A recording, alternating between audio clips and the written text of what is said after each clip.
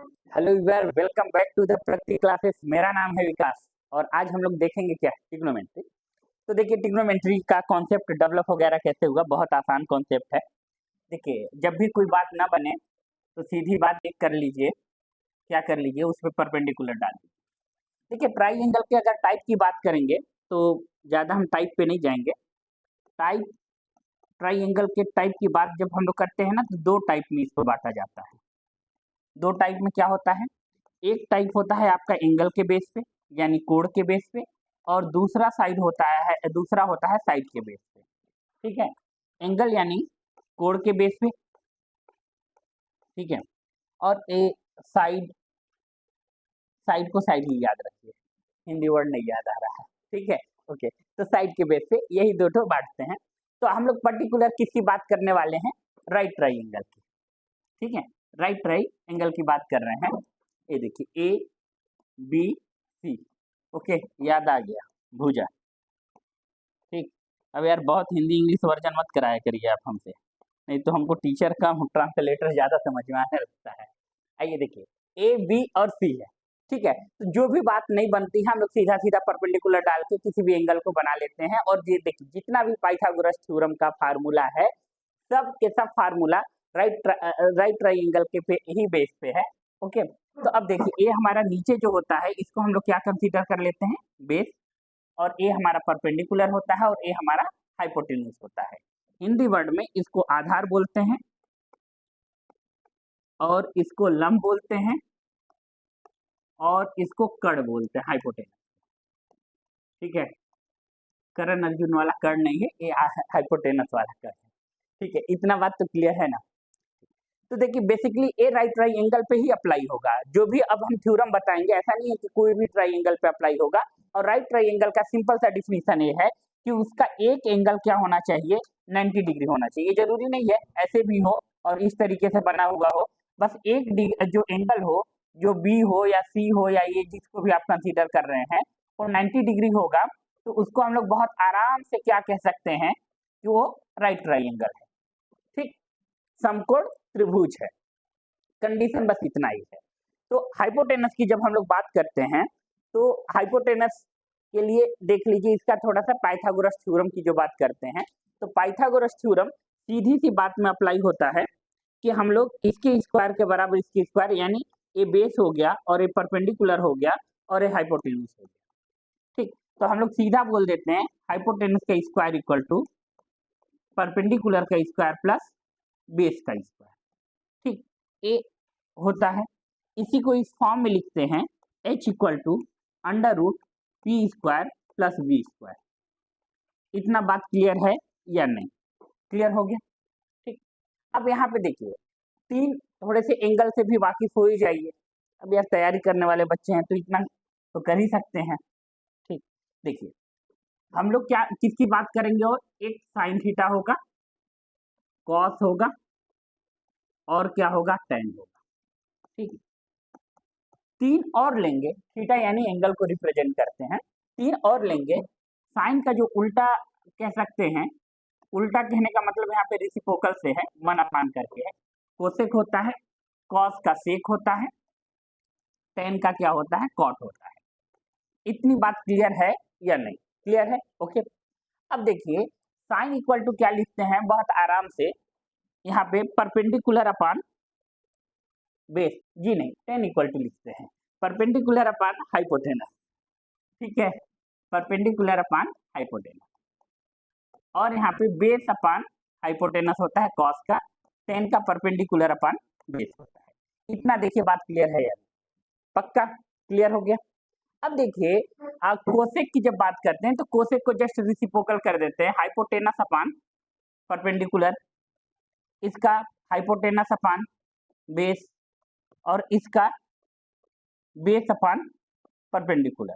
इतनी बात क्लियर है या नहीं, क्लियर है। ओके, बस इसी का रेसिप्रोकल याद कर लेते हैं कि अब इसको ना याद करने के लिए जो बचपन में आप ट्रिक सीखे होंगे उसी की बात हम यहाँ भी करेंगे। ठीक, ऐसे एक सीक्वेंस में इसको लिख लीजिए, पी बी पी और यहाँ पे H H B, Pandit Badri Prasad हर हर बद्री, ऐसे ही याद रखते थे। और पहला वाला जो हमारा रहता था वो साइन थीटा हुआ करता था। दूसरा वाला जो ए है, ए क्या होता है कॉस, और थर्ड वाला जो होता है वो क्या होता है हम लोग का टेन थीटा। इतनी बात क्लियर है या नहीं? क्लियर है? बस इसी का लेन देन के बारे में बात करेंगे हम लोग। एंगल वगैरह के बारे में कहेंगे तो उसको भी बता देंगे। और देखिए हमारा जो एंगल पढ़ाने का तरीका है बड़ा सिंपल सा है, पहले देख लीजिए। इतनी बात क्लियर है? ओके, एंगल का भी बात कॉन्सेप्ट हम बता ही देते हैं। अब इसको स्क्रीनशॉट ले लीजिएगा अपना। देखिए हमारा एंगल बताने का तरीका बड़ा सिंपल सा है, और एंगल आपको देखिएगा अभी के अभी याद करा लेंगे, इस बात की गारंटी पक्का। देख लीजिए हम सीधा सीधा करते हैं, 0 हुआ 30, 45, और यहाँ पे कितना हुआ 60, और एक कितना हुआ 90। इतना बात क्लियर है? ओके, अब देखिए यहाँ पे लिखेंगे साइन थीटा, यहाँ पे लिखेंगे कॉस, यहाँ पे लिखेंगे टेन, और यहाँ पे लिखेंगे कॉट, और यहाँ पे लिखेंगे सेक थीटा, और यहाँ पे कोसेक। इतना हम लोग लिखेंगे। इतना बात क्लियर है? अब आपको कुछ नहीं करना है, गिनती आपको आता है, पक्का है आता ही होगा। तो बस यहाँ 0 लिखिए, यहाँ 1, यहाँ 2, यहाँ पे 3, और यहाँ पे 4। ओके, 1 2 3 4 हो गया। अब सबको 4 से डिवाइड कर दीजिए। सबको क्या करेंगे 4 से डिवाइड कर देते हैं। 4 से डिवाइड कर दिए, इतना काम कर दिए। बहुत आइडियल बच्चे हैं आप लोग, बहुत बात मानते हैं हमारा। ठीक है, आगे देखिए। इसके बाद क्या करना है, अंडर रूट ले लेना है। सबको ऐसे अंडर रूट में ले लीजिए।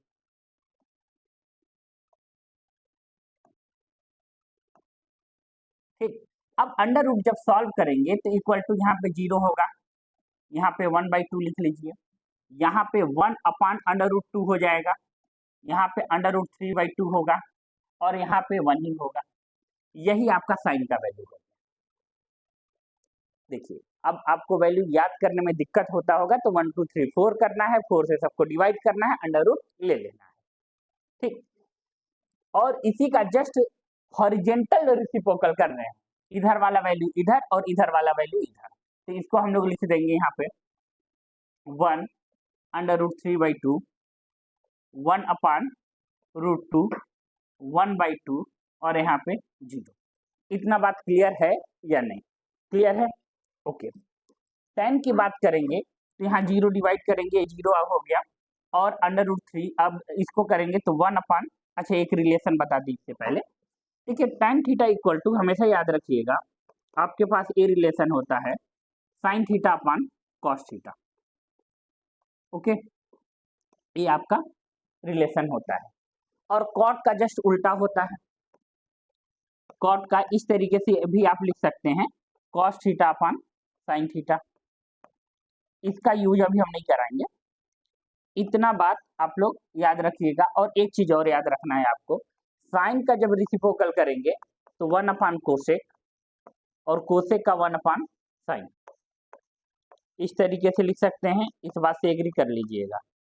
ठीक है, थीटा थीटा लिख रहे हैं ना बार बार नहीं। इसी तरीके से कॉस का जब लिखेंगे तो यहाँ पे 1 अपान सेक होगा, और सेक का लिखेंगे तो 1 अपान क्या होगा कॉस। इतना बात क्लियर है कि नहीं? क्लियर है? ओके, देखिए अब क्या है, इसके बाद दोनों को डिवाइड किए, यहाँ पे 1 आ गया, और यहाँ पे अंडर रूट 3 हो गया। और ये बात हमेशा याद रखिए, हम कई बार बताए हैं, 1 को अगर 0 से डिवाइड करेंगे तो क्या मिलेगा आपको? इनफाइनाइट। 0 को 1 से डिवाइड करेंगे तो क्या मिलेगा? 0। एक कॉन्सेप्ट याद रखिएगा बहुत अच्छे से। ठीक है, ये कॉन्सेप्ट आपको बहुत अच्छे से याद रखना है। ओके, 1/0, तो यहाँ पे क्या होगा? इनफाइनाइट। ठीक है, अब इनफाइनाइट यहाँ पे हुआ, और अंडर रूट 3 और 1 अपान अंडर रूट 3। ठीक है, अब यहाँ पे ये 0 हो जाएगा। इतनी बात क्लियर है?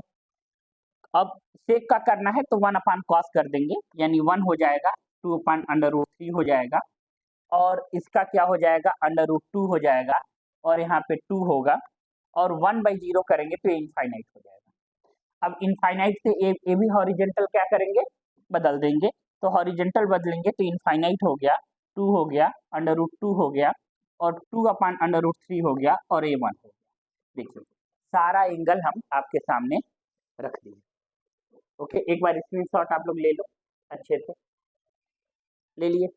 अब देखिए इससे ज़्यादा आज न्यूमेरिकल हम बताने वाले नहीं हैं, तो अब आइए न्यूमेरिकल पे स्क्रीनशॉट ले लीजिएगा, और यही अगर ना वीडियो समझ में आया हो यार तो एक बार और देख लीजिएगा।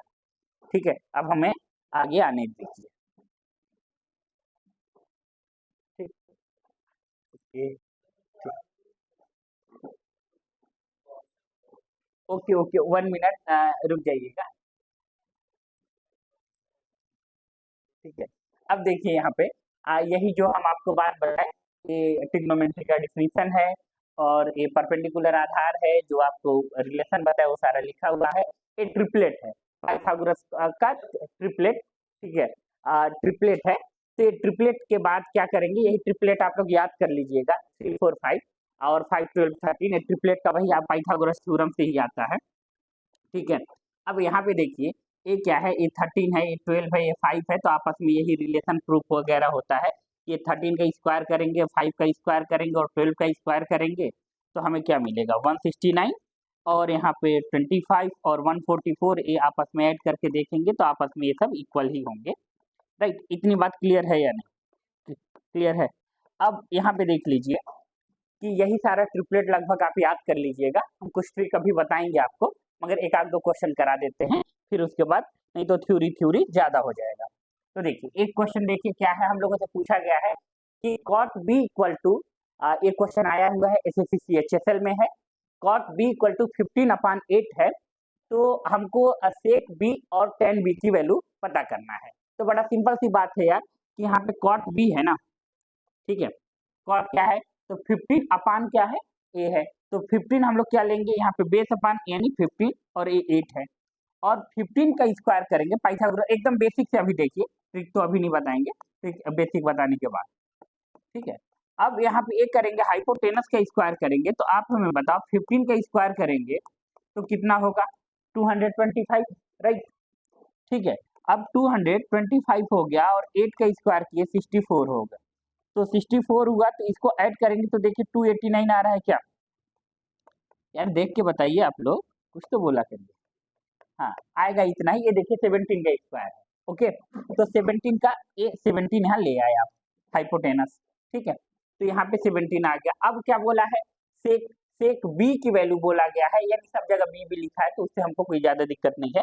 एक एंगल का डिफरेंस वाली बात आप लोग को बताएंगे कि थोड़ा हाइपोटेनस नहीं चेंज होता है, बस परपेंडिकुलर और बेस चेंज हो जाता है, वो बात बताएंगे। बी लिखा है तो बी चलने दीजिए। अब क्या बोला है, जो भी बोला है वही काम करेंगे हम लोग। काम क्या करना है हम लोगों को, तो सेक बी की वैल्यू, तो सेक बी कहने का मतलब क्या है कि हम लोगों का हाइपोटेनस अपान बेस हो जाएगा, ठीक, प्लस tan बी कहने का मतलब 8 अपान कितना हो जाएगा, 15, दोनों को ऐड करिए तो कितना हो जाएगा, 25/15।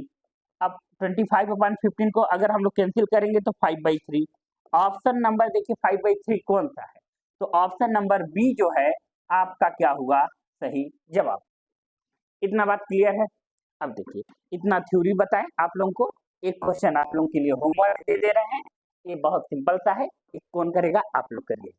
ठीक है, तो पार्ट 2 में और अच्छे से कॉन्सेप्ट लेकर आए हैं। अच्छा एक कॉन्सेप्ट आप लोग को बता ही देते हैं जो बाकी रह गया था, देख लीजिए। इसमें क्या है ना कि हाइपोटेनस कभी चेंज नहीं होगा, यहाँ के रेफरेंस में देखेंगे, इस एंगल के रेफरेंस में तो ए बेस बनेगा, और यहाँ के एंगल के रेफरेंस में देखेंगे तो ए बेस बनेगा।